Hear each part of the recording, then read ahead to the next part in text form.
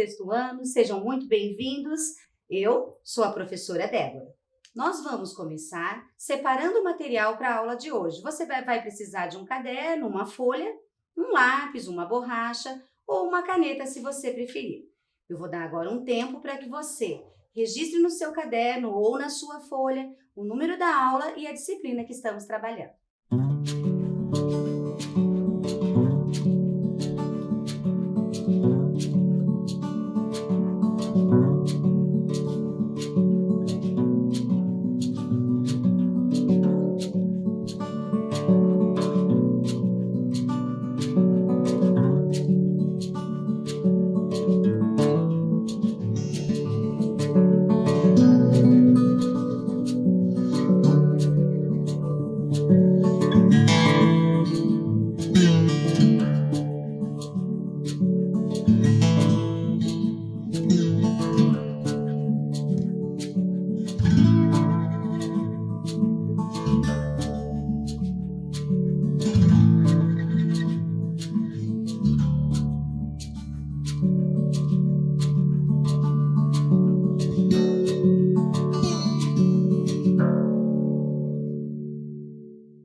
Tudo certo? Deu tempo para você anotar?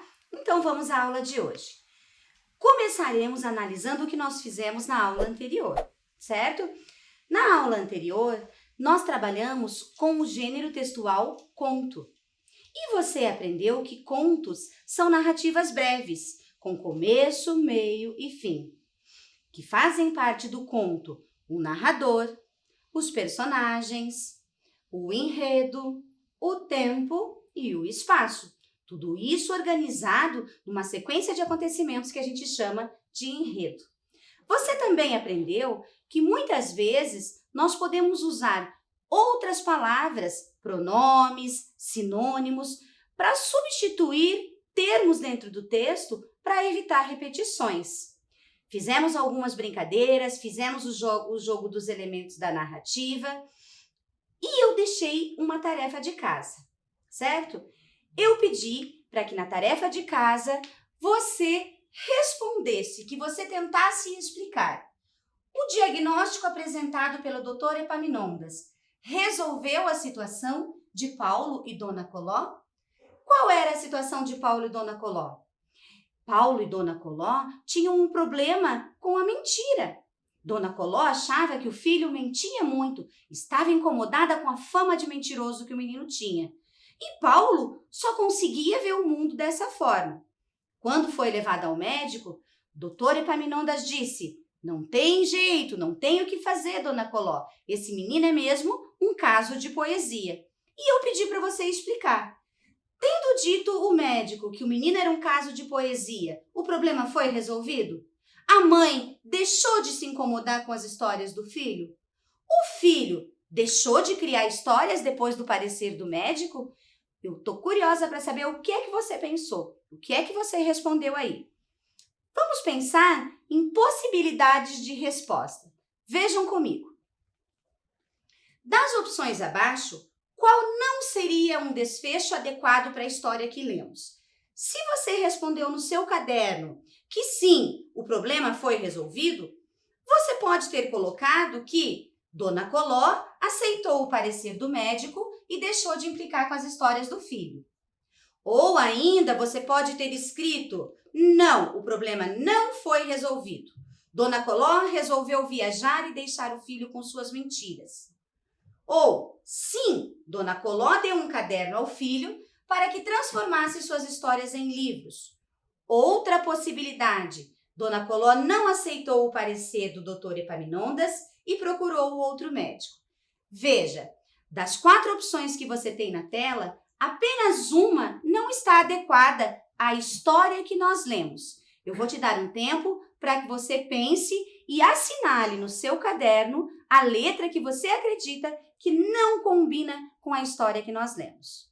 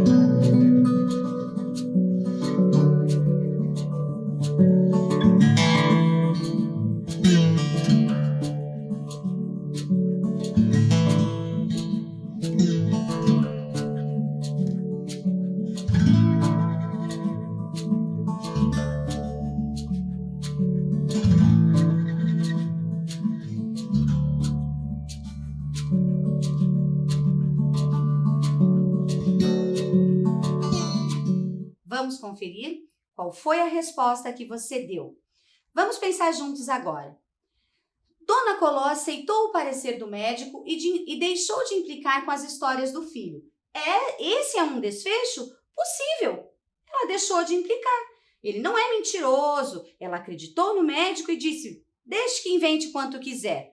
Então, esse desfecho é plausível, é adequado. Vamos pensar na letra B. Dona Coló resolveu viajar e deixar o filho com suas mentiras. Pensando na história que nós lemos, esse seria um final adequado? Pense comigo. Dona Coló era uma mãe preocupada, tanto que resolveu levar o filho ao médico. Combinaria com essa mãe da história abandonar o filho e viajar e deixar ele com suas mentiras? Vamos pensar na letra C. Dona Coló deu um caderno ao filho para que ele transformasse suas histórias em livro. Um final, um desfecho adequado. Ela aceitou a palavra do médico e resolveu incentivar para que o filho criasse um livro de histórias ao invés de ficar inventando história para as outras pessoas. E na letra D nós temos, Dona Coló não aceitou o parecer do Dr. Epaminondas e procurou um outro médico. Essa seria a resposta para quem disse que o problema não foi resolvido. E é possível. Ela não gostou do parecer do médico e procurou um outro médico. Então, nós temos aqui qual é a única resposta que não combina com a história que nós lemos. A resposta é a letra B, certo? Confira no seu caderno e corrija se você não acertou. Eu quero mostrar para você agora o livro de onde eu tirei o texto que nós estamos lendo durante essa aula. O livro é um livro de contos, uma coletânea de contos. O que significa uma coletânea? Significa que dentro desse livro você vai encontrar vários contos de diferentes autores. Procure na biblioteca da sua escola, que eu tenho quase certeza que você vai achar um livro como este lá, certo? Vamos relembrar agora do texto do conto A Incapacidade de Ser Verdadeiro. Quando nós estivermos lendo, eu quero que você pense comigo, vai pensando enquanto eu vou lendo, quem é que está falando nesse texto? Quando eu for lendo e você for me acompanhando, a voz que conta essa história, será que é a voz de um personagem? Será que é uma voz fora da história, que soube e que está contando para nós, certo? Acompanhe comigo a leitura. A incapacidade de ser verdadeiro. Paulo tinha fama de mentiroso. Um dia chegou em casa dizendo que vira no campo 2 dragões da independência cuspindo fogo e lendo fotonovelas. A mãe botou-o de castigo, mas na semana seguinte ele veio contando que caíra no pátio da escola um pedaço de lua, todo cheio de buraquinhos, feito de queijo, e ele provou e tinha gosto de queijo. Desta vez, Paulo não só ficou sem sobremesa, como foi proibido de jogar futebol durante 15 dias. Quando o menino voltou falando que todas as borboletas da terra passaram pela chácara de Sinhá Eupídia e queriam formar um tapete voador para transportá-lo ao 7º céu, a mãe decidiu levá-lo ao médico. Após o exame, o Dr. Epaminondas abanou a cabeça. Não há nada a fazer, Dona Coló. Este menino é mesmo um caso de poesia. E eu relembro aqui para você que quando o menino disse ter visto dragões da independência, ele estava se referindo aos soldados que acompanhavam Dom Pedro I no momento do grito da independência. Bom, vamos lá. Eu pedi para que você observasse comigo quem é que conta essa história para nós. Agora a professora está lendo. Você está lendo comigo na sua casa. Mas quando diz Paulo tinha fama de mentiroso, um dia chegou em casa, quem é que está contando isso? Você consegue perceber aqui a voz da mãe? A mãe falando Paulo tinha fama de mentiroso? Se fosse a mãe, ela falaria Paulo antes de mais nada? Ou ela ia falar meu filho Paulo? Provavelmente não é a mãe. Será que é o Paulo que está contando essa história? Ele ia se referir a ele mesmo como Paulo? Ou ele ia dizer eu tinha fama de mentiroso? Bom, o que nós podemos perceber? Que quem conta essa história para nós é um narrador que não participa da história. Ele conta o que ele soube, o que ele conheceu, uma história que ele ouviu, e no momento que ele está contando, não é o mesmo momento em que a história está acontecendo. Isso é importante você observar. Repare também que há um único momento na história em que nós percebemos o sinal de 2 pontos. Por que será que só nesse momento da história nós usamos 2 pontos? O que esses 2 pontos indicam? Repare que após os 2 pontos, nós temos um travessão. Aí você já tem uma pista. Vejam, vamos retomar, vamos reler do princípio dessa frase. Após o exame, o doutor Epaminondas abanou a cabeça e nós temos o sinal de 2 pontos. Esses 2 pontos, neste momento, eles vão introduzir a fala do personagem. Antes da fala, o travessão. O travessão indica que o personagem já começou a falar. Vejam, o narrador vinha contando a história do jeito dele, com as palavras dele. Quando ele fala, doutor Epaminondas abanou a cabeça, e ele vai contar o que o doutor Epaminondas falou, o que é que o narrador faz? Ele muda de tática. Ele fala como se fosse o próprio doutor Epaminondas. Ele usa as mesmas palavras do doutor Epaminondas. Então, nós temos aqui uma mudança de discurso. O discurso que até então era indireto, o narrador falando o que as pessoas falaram do jeito dele, aqui passa a ser direto. É o narrador que passa a voz para o personagem e ele fala como se ele estivesse imitando o personagem. Repare que você vai ter a pontuação. Antes da fala, 2 pontos. Quando começa a fala do personagem, o travessão. Vamos fazer um exercício comigo? Vejam bem, vamos observar separadamente só esse trecho da história. Após o exame, o doutor Epaminondas abanou a cabeça. Quem é que estava falando isso? O narrador. Agora, os 2 pontos me indicam que o narrador vai falar como se fosse o doutor Epaminondas. Ele vai passar a voz para o doutor Epaminondas. Então, antes da voz do personagem, antes da fala do personagem, sempre eu vou fazer parágrafo, travessão e letra maiúscula, certo? Eu quero agora que você faça um exercício. Imagine que a dona Coló, a mãe de Paulo, saiu do médico e chegou em casa. Ela chegou em casa e todo mundo quis saber o que é que o médico havia falado. O que aconteceu? Eu quero que você, no seu caderno, escreva como ficaria a fala do doutor Epaminondas sendo contada pela dona Coló. Você vai ver que existe mais de uma possibilidade, mas fique bem à vontade. Escreva como você conseguir organizar nesse momento.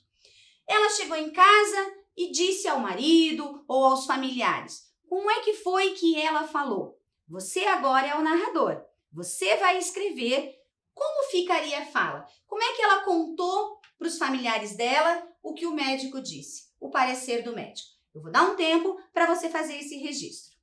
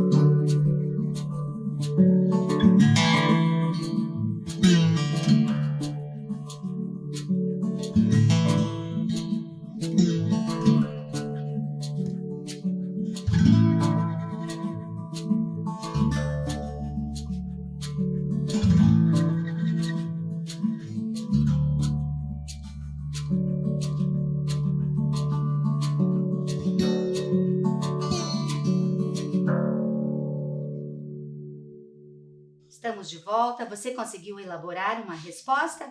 Vamos ver as possibilidades? Então, imagine que você é a dona Coló e chegou em casa e vai contar para sua família o parecer do médico. Essa é uma opção. Ela pode chegar e dizer assim: o doutor Epaminondas falou que não há nada a fazer, porque este menino é um caso de poesia. Aí ela vai estar usando o discurso indireto, ela mesmo como narradora, falando o que outra pessoa falou, no caso o médico, certo?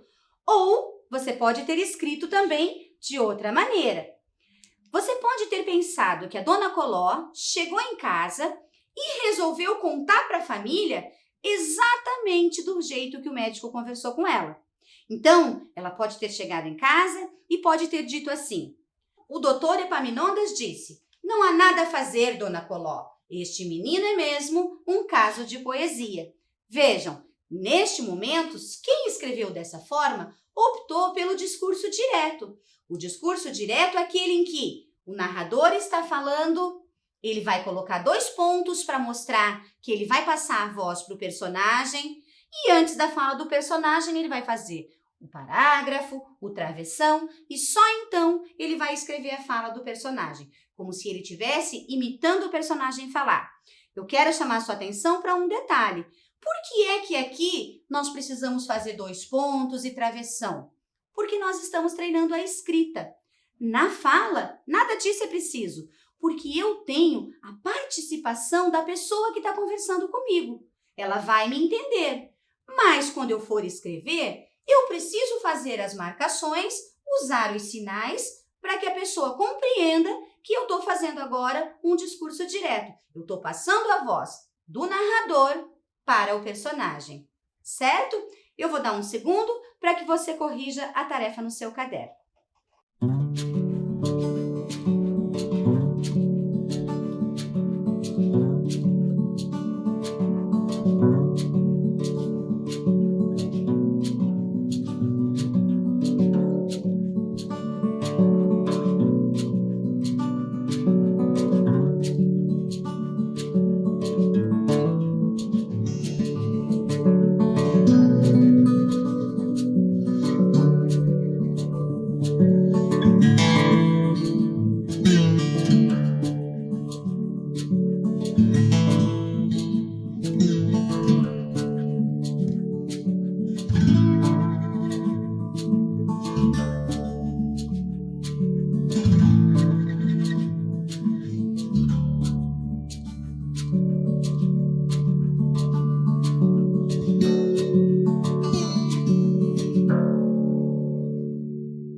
Corrigiu?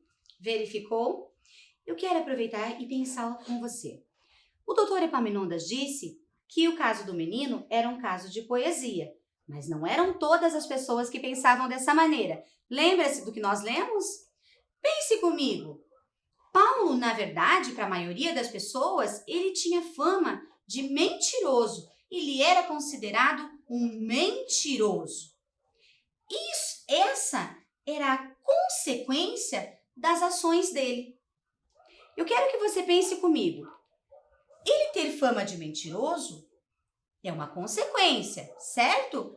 Qual é a causa, qual é a razão dessa fama que ele tinha? Por que é que as pessoas diziam que Paulo era mentiroso? Quero que você pense comigo. Quando eu digo causa, eu digo um motivo.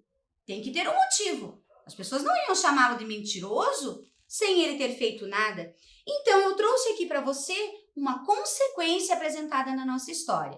A fama de mentiroso que Paulo tinha. Eu quero que você pense, e eu vou te dar 1 minuto para isso. Qual era a causa? Eu quero que você escreva uma frase no seu caderno. Por que Paulo tinha fama de mentiroso? Eu vou aguardar 1 minuto você pensar.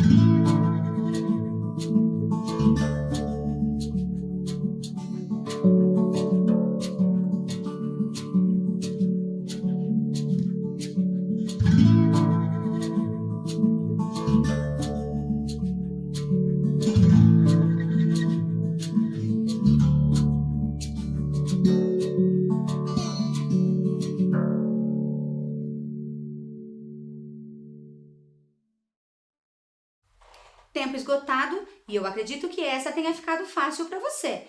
Por que é que Paulo tinha fama de mentiroso? Simples, professora, porque Paulo inventava muitas histórias. Paulo era um contador de histórias. As pessoas não entendiam dessa forma e preferiam achar que Paulo era mesmo um grande mentiroso. Vamos em frente? Eu trouxe agora uma situação invertida para você pensar. Eu trouxe uma causa.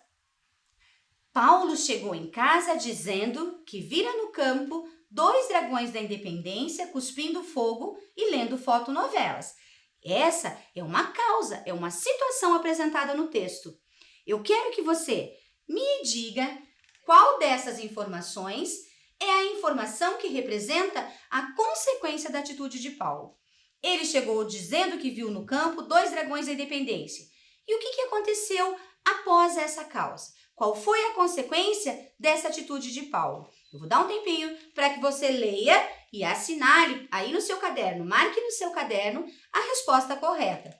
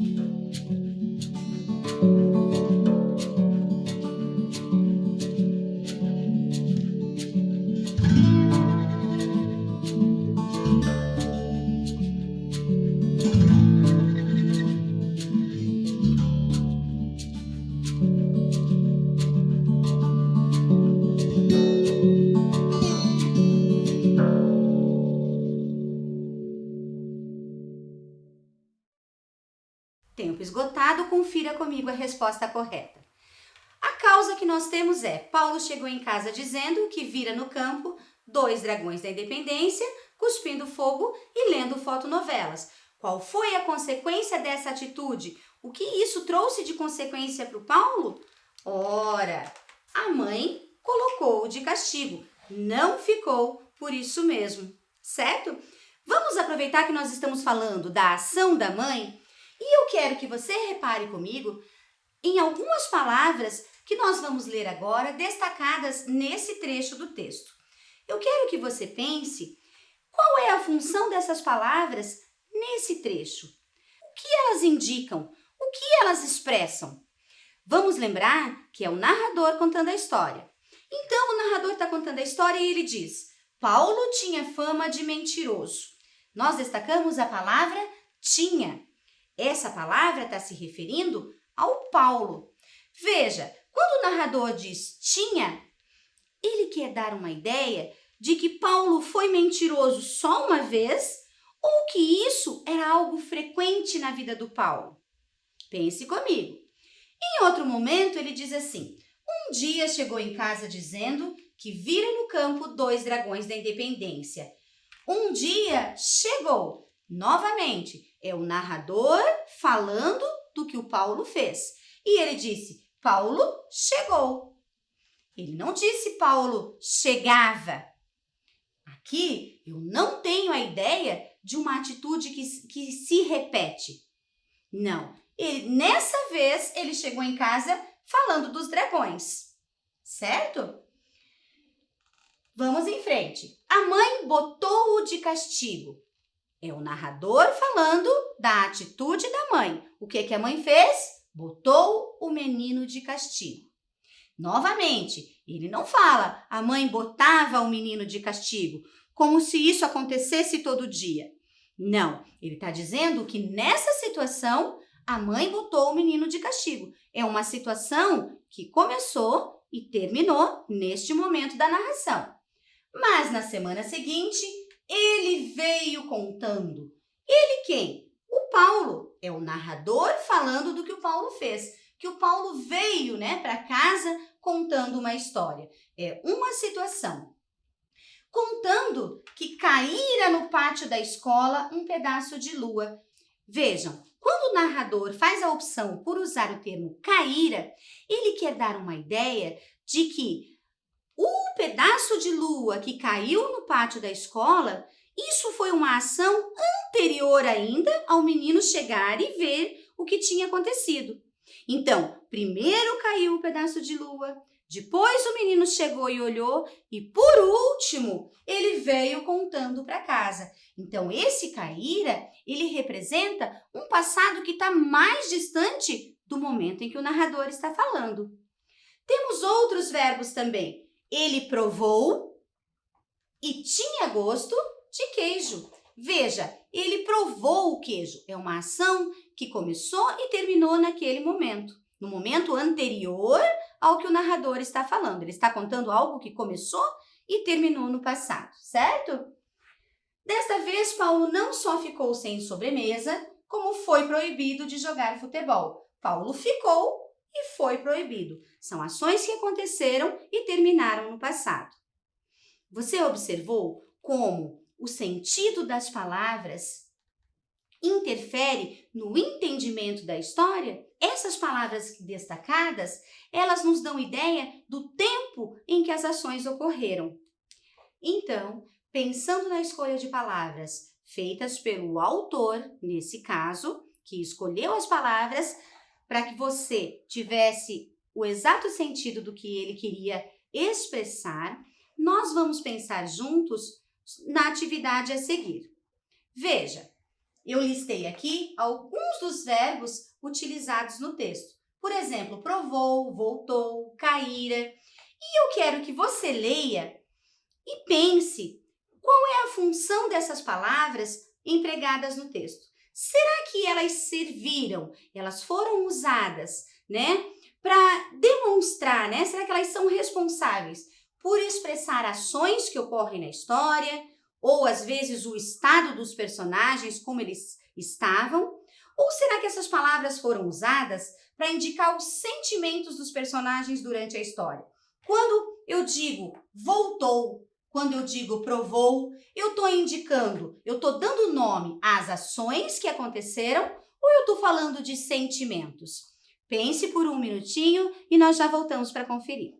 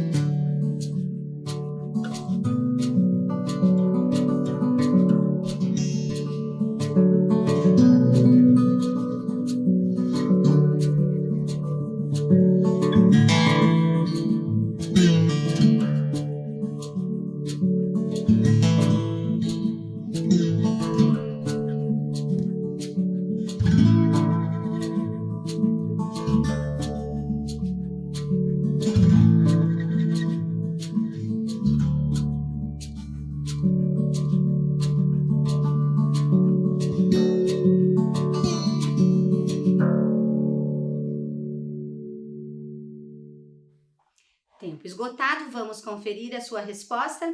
Então, todas essas palavras destacadas no texto, elas são responsáveis por expressar ações que ocorrem na história, ou também o estado de alguns personagens, certo? São chamadas de verbos.